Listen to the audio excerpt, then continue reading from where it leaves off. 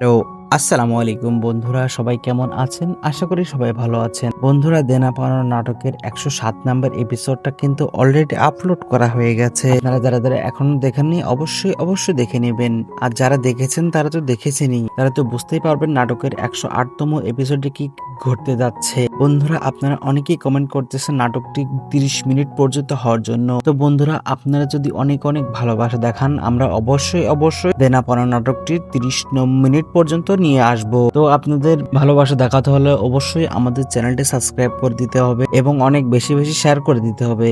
আপনারা যদি অনেক ভালোবাসা দেখান তাহলে কিন্তু আমরা এই কাজটি করতে পারবো। তো বন্ধুরা, জানিয়ে দেব নাটকটি কবে আসবে এবং কিভাবে আপনারা সবার আগে দেখতে পারবেন এবং কোথায় গেলে সবার আগে দেখতে পারবেন, সবকিছুরই বিস্তারিত ইনফরমেশন জানাবো আজকের এই ভিডিওটাতে।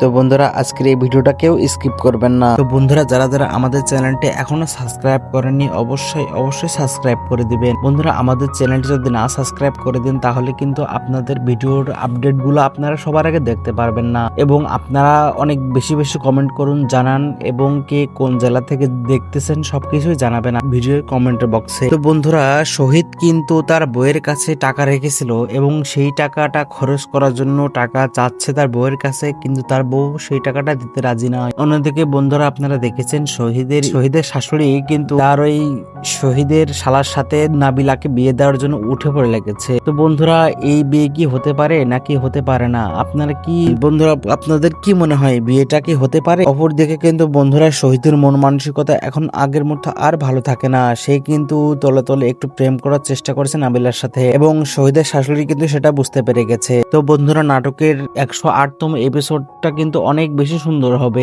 এবং সিনেমাওয়ালাদের সাথে কথা হয়েছে, আমাদের 108তম এপিসোড কিন্তু আগামীকাল রিলিজ করে দিবে। তো বন্ধুরা, আমাদের চ্যানেলটি অবশ্যই সাবস্ক্রাইব করে দিবেন এবং ধন্যবাদ সবাইকে।